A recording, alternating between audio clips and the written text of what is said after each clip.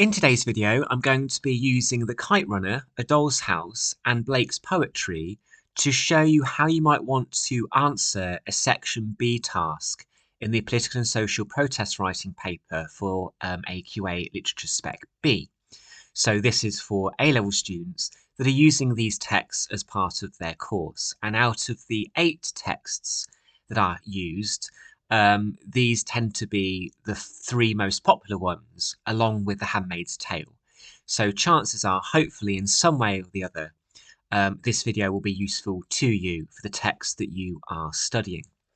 So the questions that I'm going to show you are all across the top of this grid. And to begin with, we're going to be looking at the Kite Runner question, which was from 2023. And the Section B task for that paper was about America being a place of refuge and healing. And as is usually the case for this course, the examiner will then ask you to what extent you agree, which means that you are within your rights to fully agree, fully disagree, or a bit of both.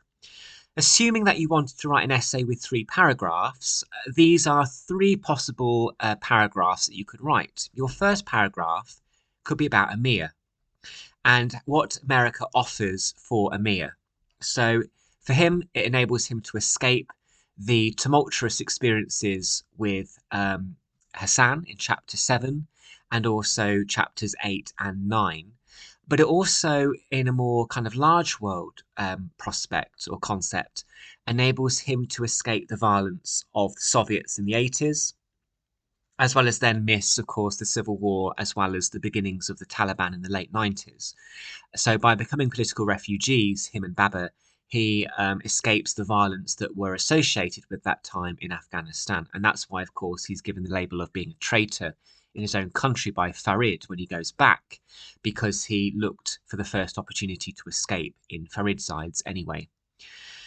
From chapter 1, we have that quote where he was going to bury the past, but you can only do that for so long until the past claws its way out. So the past is almost given this zoomorphic kind of characteristic here, that there's only so long that you can live in denial for or repress the past before you have to face up to your responsibilities and sort it out. So by going back to the Middle East in the middle of the chapter, by leaving America, he's therefore trying to make wrongs. He's trying to make right the wrongs of the past. While he's in America, he becomes a graduate and he becomes a published writer. So clearly, he, from a professional point of view, America does give him a career. And he also meets and marries Soraya there as well, which becomes his new family once Baba has passed away. So America, you could say on a social level, also offers Amir a chance to heal and a chance to seek refuge from the Middle East, even though it might be short-lived and he has to go back. Of course, Amir is with Sarab at the end of the novel, kite fighting again or kite flying again. And that is a kind of cyclical idea. Because that kite flying is taking place in America, there is a sense here that despite Sarab being still bruised, both mentally and physically by his experiences in the Middle East, that everything will be okay in the end. So America, you could argue with Amir, does offer refuge and healing. However, you might disagree with this and actually say for Baba, America does not offer a place of refuge and healing. When he gets to America, he experiences homesickness and a sense of culture shock because America is very different to Afghanistan. And you have that kind of credit card issue or the ID issue that when he's in the shop, he causes a scene. Whereas in Afghanistan, you wanted to buy something, your credit card is essentially notches on a stick. So the episode there in the New One's shop shows that this is a character who is struggling to acclimatise to this vast place. You could also say that Baba represents the immigrant experience of when political refugees or immigrants move to a new country. They often do low-paid work. Obviously, in this novel, Baba becomes a gas station attendant, so he works long hours for low pay. He has no health insurance. So he does work which a lot of people from that country would not want to do. So you could say that this novel represents the immigrant experience. And it's ultimately a place where Baba passes away as well after his cancer diagnosis. Yes, he does turn down chemotherapy, radiotherapy, any kind of treatment, which America could afford, um, maybe because of his pride. But because it's a place where he does get ill with a tumour, and because that cancer does metastasize and it does actually end up killing him, you could say actually America does not offer a place of refuge and healing, because how can you heal when effectively you're dying? So you might disagree with the question by using Baba as the second paragraph.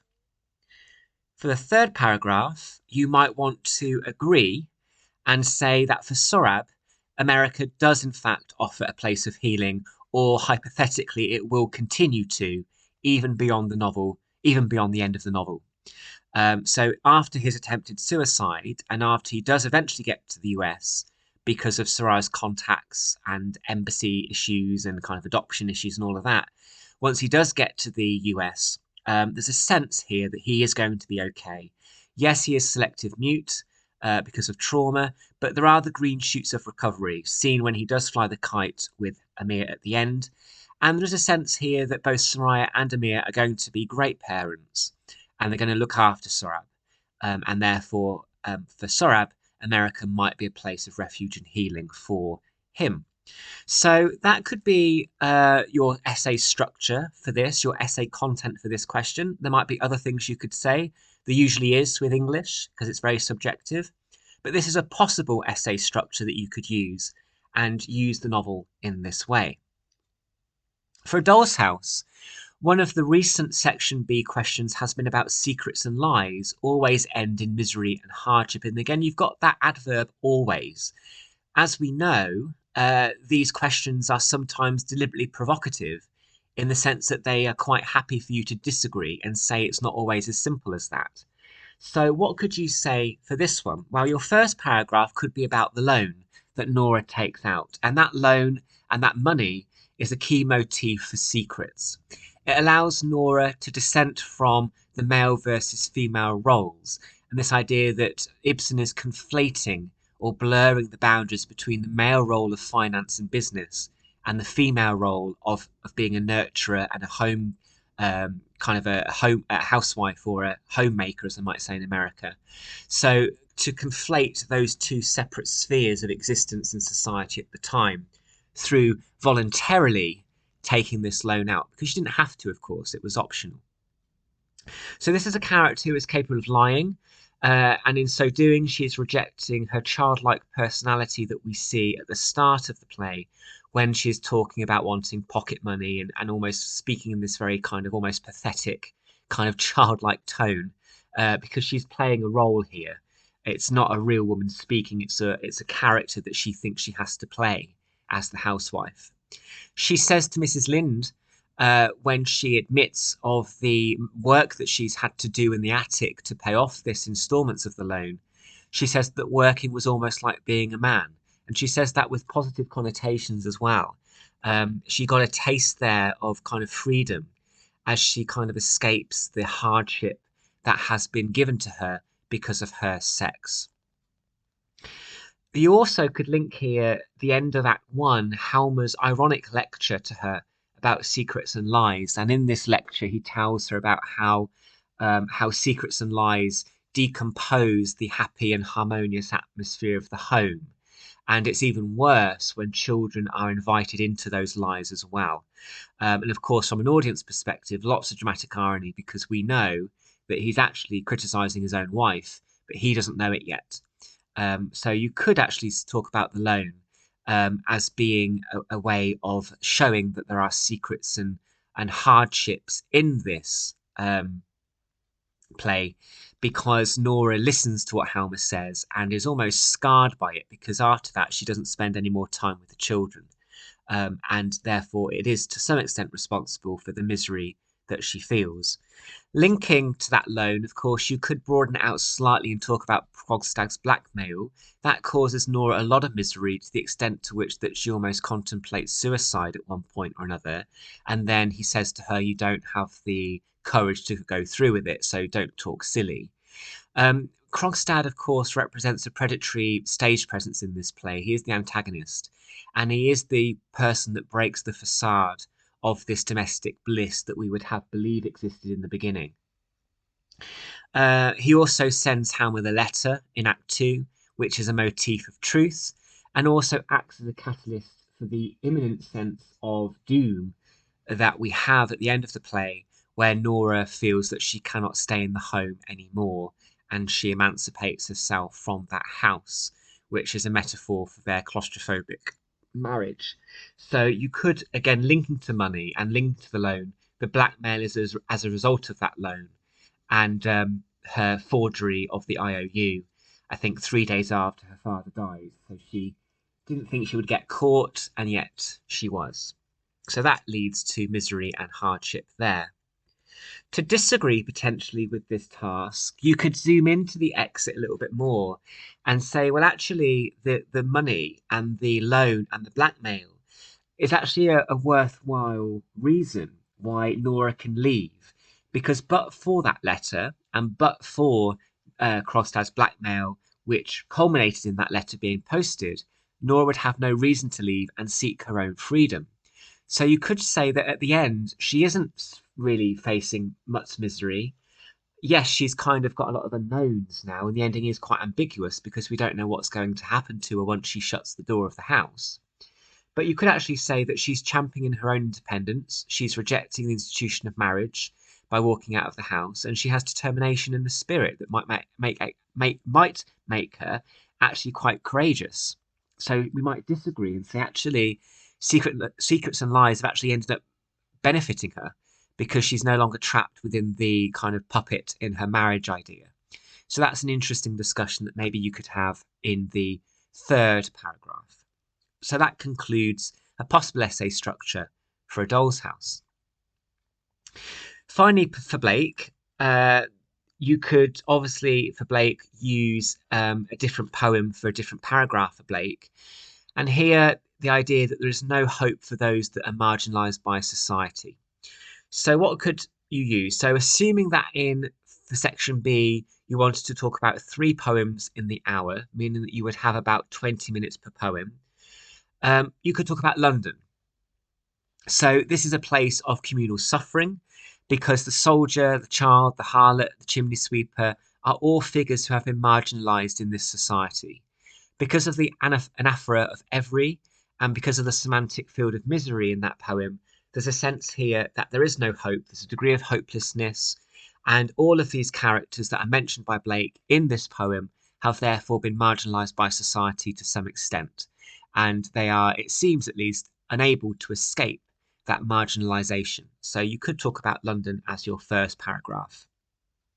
Your second poem could be The Schoolboy, which is obviously a sense of hopelessness because of the way in which the child is marginalised by being imprisoned in the classroom all day under the cruel eye of the teachers or the masters.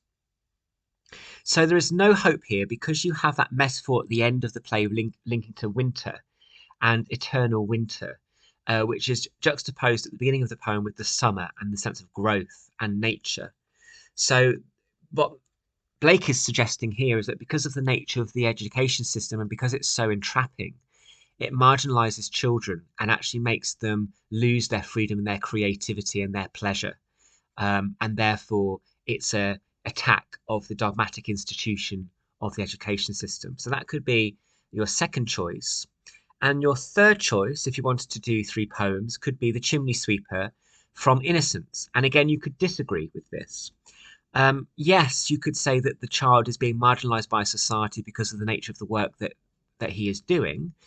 And yes, you could say that parents are to some extent guilty of this because they've effectively sold their child to a master like an apprenticeship very young. And you could say, yes, they're marginalized because he is clothed in clothes of death and his coffins of black and all of this kind of language. But you could also say that because of the dream, that dream offers them an escape from the marginalization, because in that dream, they have freedom to play, freedom to wash in the river, to bask in the sun. Yes, it's a dream, which means it's temporary, but it does mean that there is a degree of hopefulness from the child after that dream, because that child is filled with resilience, because that dream has given them hope. And therefore, you could use potentially the chimney sweeper in Innocence to disagree with this task and say that the dream actually does make them feel that they are not so marginalized in society because of the hopeful aspirations of that dream and perhaps promise of what's to come in the afterlife if they do their duty and just basically get on with it and sweep everybody's chimneys. So this, of course, with English is never indicative. It's always ideas, and there might be ideas that you have which are equally as valid, and that's perfectly acceptable. But assuming that you wanted to see potentially how you could use these texts and how you could have a very clear focus for each paragraph, you might find this video useful in terms of revising your ideas or how to structure your answer.